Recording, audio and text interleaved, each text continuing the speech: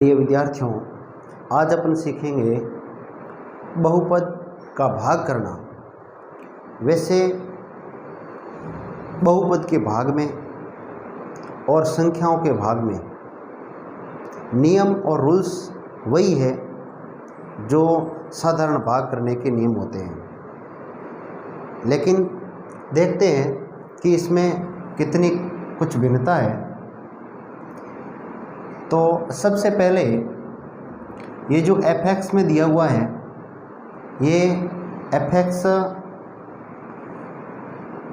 भाज्य होता है। क्या होता है? भाज्य। और जो g(x) में मान लिखा हुआ है, इसको भाजक बोलते हैं। क्या बोलते हैं? भाजक। अब देखिए, भाग का नक्शा अपन बनाते हैं। यहाँ भाज्य, यहाँ भाजक और यहाँ भागफल, और जो पीछे रह जाता है उसको बोलते हैं शेषफल।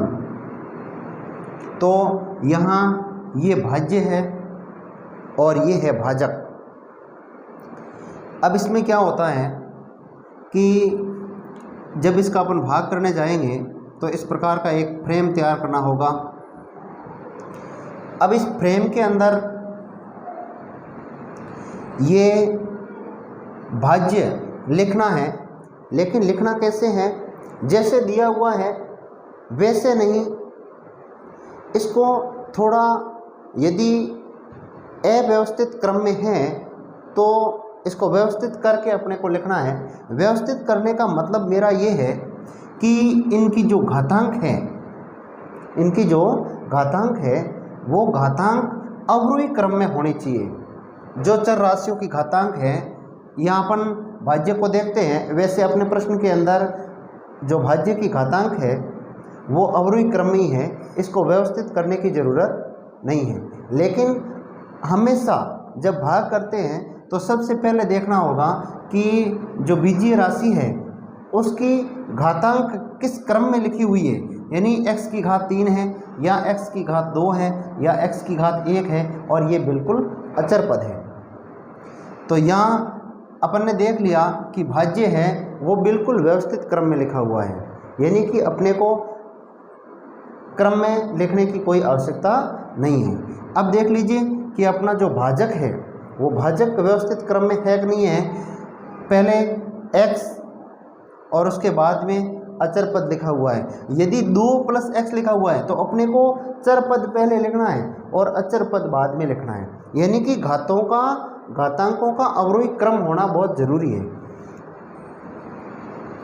उसके बिना थोड़ी सी भाग करने में कठिनाई रहती है। नहीं तो एक बार जब आप इस फ्रेम के अंदर लिखते हैं, उससे पहले भाजक और भाज्य दोनों ही पहले देख लें और इनकी घातांक है वो अवरोही क्रम में जमा लें। चलो आते हैं अपने प्रश्न पे। पहला लिखा हुआ है भाज्य, यानी x³ - 6x² + 11x - 6, और अपना जो भाजक है वो लिखा हुआ है x + 2। अब भाग करने के लिए यहाँ कोई पहाड़ी बोलने की तो आवश्यकता है नहीं। जैसे अपन संख्याओं के भाग करने में बोलते हैं वैसे तो यहाँ होता नहीं है। तो भाग करने के लिए क्या करना पड़ता है?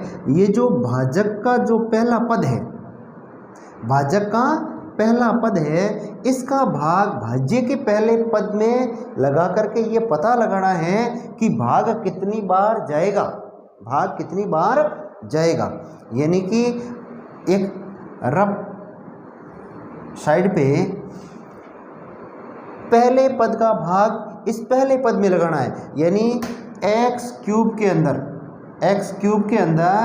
x का भाग लगाना है।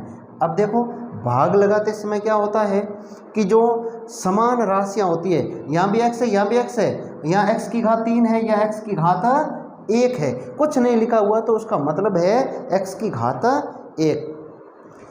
अब देखिए कि भाग करते समय इनकी घातांक है वो घटती है, समान जो पद है उनके घातांक है वो घट जाएगी। यानी कि x का भाग x क्यूब में, x का भाग x क्यूब में, तो 3 में से 1 घटा दीजिए यानी कि x स्क्वायर, यानी कि भाग कितनी बार जाएगा, x स्क्वायर बार गया। अब x स्क्वायर बार गया है तो भागफल के अंदर लिखेंगे x स्क्वायर, x स्क्वायर लिख दिया। जितनी बार भाग गया वो अपन ने संख्या खोज ली कि भाग x का भाग x क्यूब में x स्क्वायर बार गया। अब यहाँ जो अपन जैसे साधारण भाग करते हैं और फिर किस प्रकार उन संख्याओं को घटाते हैं यहाँ, तो वहाँ संख्या होती है, यहाँ बीजीय पद है वो लाना पड़ेगा। अब इसका भाग इसमें दिया, इसका मतलब ये नहीं है कि सिर्फ इसका ही भाग इसमें दिया है इस व्यंजक में, नहीं, इस पूरे पद का भाग x स्क्वायर बार गया, ये समझा जाता है। तो यहाँ जितनी बार भाग गया है उसका गुणा भाजक से करना है और वो भाज्य के नीचे लिख करके घटाना है। तो भाग कितनी बार गया था, x स्क्वायर बार गया था, और भाजक कितना है, x प्लस 2 है, x प्लस 2 है। तो इनका आपको गुणा करना है और गुणा करने के बाद में जो संख्या आएगी, जो पद आएगा, वो इसके नीचे लिख करके हल करना है। अब देखिए गुणा किस प्रकार करते हैं, भाग के अंदर ये घातांक घटी थी लेकिन गुणा करेंगे तो घातांक वापस जुड़ेगी, यानी घातांक भाग करते हैं तब घातें घटती है और गुणा करते हैं तब समान राशियों की घातें हैं वो जुड़ जाती है। तो x स्क्वायर का गुणा x से किया, x स्क्वायर का गुणा x से किया तो हो गया x क्यूब, यानी कि 2 ये घातांक, 1 इसकी, कितनी हो गई 3। अब x स्क्वायर का गुणा x से तो कर दिया, x क्यूब आ गया। अब चिन्ह का गुणा देखिए, चिन्ह यहाँ कुछ नहीं लिखा हुआ, इसका मतलब प्लस है और यहाँ भी प्लस है, प्लस और प्लस का गुणा सदैव प्लस होता है, यानी 2 समान चिन्ह का गुणा हमेशा प्लस होता है। जैसे प्लस और प्लस का गुणा है तो इनका जब गुणा होगा तो प्लस ही आएगा, और माइनस का गुणा हो रहा है तो भी हमेशा प्लस आएगा, यानी समान चिन्ह हो गए तो प्लस आएगा। और एक प्लस का और एक माइनस का हो गया, एक माइनस का एक प्लस का हो गया तो हमेशा ऋणात्मक आता है, यानी कि माइनस आता है। तो यहाँ प्लस और प्लस का गुणा, यानी चिन्हों का भी गुणा करना बहुत ज़रूरी है, चिन्ह का ध्यान विशेष रखना है। प्लस और प्लस, इनका गुणा प्लस हो गया। अब x स्क्वायर का गुणा 2 से करना है, अब x स्क्वायर का गुणा 2 से करना है तो 2 और x स्क्वायर का गुणा किया तो आगे 2x स्क्वायर, यानी गुणा तो क्या है, इनको गुणा के रूप में लिख सकते हैं और तो क्या कर सकते हैं। अब देखिए जो पद आया है वो इसके नीचे लिखना है, लेकिन लिखते समय भी सावधानी ये रखनी है कि जो x क्यूब का पद है, यानी कि x क्यूब के नीचे ही लिखना है, यानी x क्यूब और plus 2x square, x square का पद है वो इस x स्क्वायर के नीचे लिखा जाएगा, प्लस 2x स्क्वायर। ठीक, अब देखिए, अब एक बात का ध्यान रखना है, जैसे अपन भाग करते हैं 2 का भाग 4 के अंदर, 2 का भाग 4 के अंदर 2 बार गया और फिर जो 4 आया, अब यहाँ क्या करते हैं अपन, यहाँ चिन्ह बदलते हैं क्योंकि ये 4 प्लस का था, अब माइनस किया है यानी कि घटा रहे हैं, तो इसमें भी आपको चिन्ह बदलना है, यानी कि जहाँ प्लस है वहाँ माइनस कर देना है और जहाँ माइनस है वहाँ प्लस कर देना है। तो ये पद है वो किसका है, प्लस का है, कुछ नहीं है इसका मतलब प्लस का है, तो यहाँ हो जाएगा माइनस, यानी चिन्ह बदल देना है। यहाँ भी अपन चिन्ह बदलते हैं लेकिन यहाँ अपन गौर नहीं करते और इसके अंदर थोड़ा विशेष ध्यान रखना पड़ेगा। अब देखिए यहाँ प्लस है, यहाँ भी माइनस कर दीजिए। अब घटाइए इनमें से, एक एक्स क्यूब है, इसमें से एक एक्स क्यूब जाएगा, पीछे कुछ नहीं रहा। अब यहाँ -6x स्क्वायर और यहाँ -2x स्क्वायर। अब जब चिन्ह समान है तो वो संख्या कोई घट तो सकती नहीं, दोनों संख्याएं माइनस की है तो माइनस की संख्या दोनों जुड़ जाएगी, यानी कि -6x स्क्वायर और -2x स्क्वायर, ये हो गए -8x स्क्वायर, 8x², यानी कि यहाँ अपन ने चिन्ह बदला तब ये माइनस का हो गया था। अब माइनस और माइनस की संख्या तो हमेशा जुड़ेगी, एक प्लस की होती और एक माइनस की होती तो घट जाती। अब देखिए इनमें से आपने योग कर लिया। अब अगला जो पद है इसको यहाँ वैसे के वैसे लिखना है, यानी कि 11x - 6। यहाँ एक संख्या नहीं उतारनी है, जितना बहुपद जितना व्यंजक शेष बचा है वो सारा का सारा इसके साथ में लिखते रहना है। अब देखिए वापस जैसे अपन ने पिछली बार भाग किया था वैसे इसमें करना है। पहले पद का भाग इस पहले पद में लगाना है, यानी कि माइनस के 8x² के अंदर x का भाग लगाना है। अब माइनस के 8x² और इसके अंदर भाग लगाना है x का। तो अब यहाँ ये x किसका है? प्लस का। अब प्लस और माइनस का भाग होता है तो हमेशा किस में आता है? माइनस में।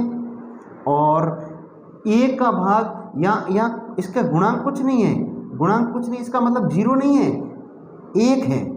1 का भाग 8 के अंदर, 1 का भाग 8 के अंदर देंगे तो 8 बार जाएगा।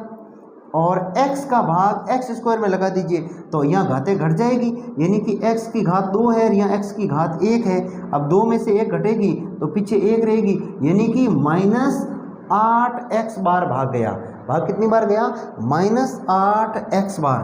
तो यहाँ लिखना है आपको -8x। अब जितनी बार भाग जाता है उसका गुणा इस भाजक से करना है, वापस यहाँ लिखना है और फिर घटाना है।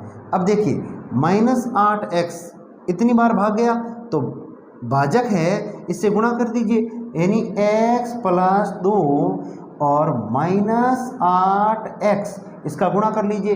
अब माइनस और प्लस का गुणा माइनस और प्लस का गुणा -8, यानी संख्या का गुणा करना है। 8 और इसका गुणांक 1, यानी 8 और 1 का गुणा 8x और x का गुणा हो जाएगा x², क्योंकि गुणा में घातें जुड़ जाती है तो इसमें x की घात भी 1 है, इसकी घात भी 1 है। हालांकि 1 लिखा हुआ नहीं मिलेगा, लेकिन यदि घातांक कुछ नहीं लिखी है तो वह 1 मानना है। अब x और x का गुणा x² हो गया। अब यहाँ माइनस यहाँ प्लस, यहाँ माइनस और यहाँ प्लस है तो माइनस आ जाएगा। अब 8 और 2 का गुणा 16 और x पीछे है, यानी कि -8x² - 16x।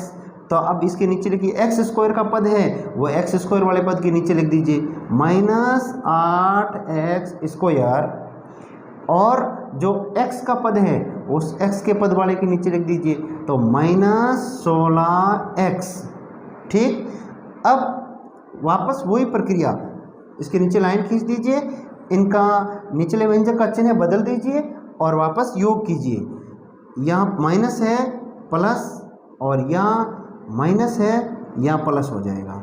अब देखिए -8x² में से +8x² गए, यानी 8x² में से 8x² गया, आपस में घट गया, पीछे 0। अब यहाँ देखिए प्लस के 11x और प्लस के 16x, अब यहाँ चिन्ह समान है तो आपस में ये संख्याएं जुड़ जाएगी, यानी 11 और 16 को जोड़ लीजिए, 1 और 6 ये 7, 1 और 1 2, और पीछे x तो व्यंजक लगा हुआ है ही, ये राशि लगी हुई है ही। अब पीछे क्या बचा? माइनस के 6।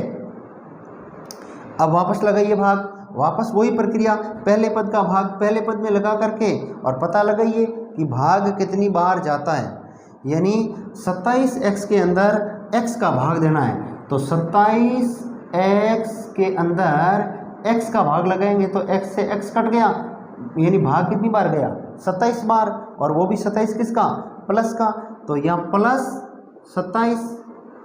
अब +27 है उसका गुणा इस भाजक से करना है, और जो संख्या है जो व्यंजक आए वो इसके नीचे लिखना है। 27 का गुणा x + 2 से करना है, यानी x + 2 और 27। अब इसका गुणा कर लीजिए। ध्यान रखना बीजीय व्यंजक का गुणा है वो इस तरफ से होता है और संख्याओं का जो गुणा है वो अपन इस तरफ से करते हैं। विशेष करके ध्यान रखें। 27 और x का गुणा, 27 और x का गुणा करेंगे तो 27x हो जाएगा, और 27 और 2 का गुणा करेंगे तो प्लस 27 का दुगुना हो जाएगा 54, यानी 7 दूनी 14, हासिल 1, 2 दूनी 4 और 1 5। अब जो व्यंजक आया है वो इसके नीचे लिख दीजिए, 27x प्लस 54। अब इसके नीचे लाइन खींचिए और वापस वही चिन्ह बदलने की प्रक्रिया, निचले व्यंजक का चिन्ह बदल दीजिए। प्लस है तो माइनस कर दो और माइनस है तो प्लस करना है। यहाँ प्लस है तो माइनस कर दो और यहाँ प्लस है तो यहाँ माइनस कर दीजिए। अब घटाइए, वापस घटाइए, क्या मतलब योग करना है। चिन्ह अपने आप घटेगा या जुड़ेगा वो तो चिन्ह पे डिपेंड करेगा, लेकिन अपने को तो इसमें योग करना है। योग की प्रक्रिया करेंगे तो यहाँ 27x प्लस का है या 27x माइनस का है, ये घट गए, पीछे कुछ नहीं रहा, और ये माइनस के 54 और ये माइनस के 6 ये जुड़ करके हो जाएंगे माइनस के 60। तो इस प्रकार इस बीजीय व्यंजक का भाग इस रीति से करना है। लगभग सभी को समझ में आ गया होगा, बहुत इजी है, इसको बोझ न समझें, आप इसको हल करने का प्रयास करें। एक दो बार मिस्टेक हो जाए तो भी आप इसको दोबारा हल करने का अभ्यास करें। आपको जब ये हल हो जाएगा एक आनंद की अनुभूति होगी और बिल्कुल सरल है, सीखने के बाद में बिल्कुल ईजी है। धन्यवाद।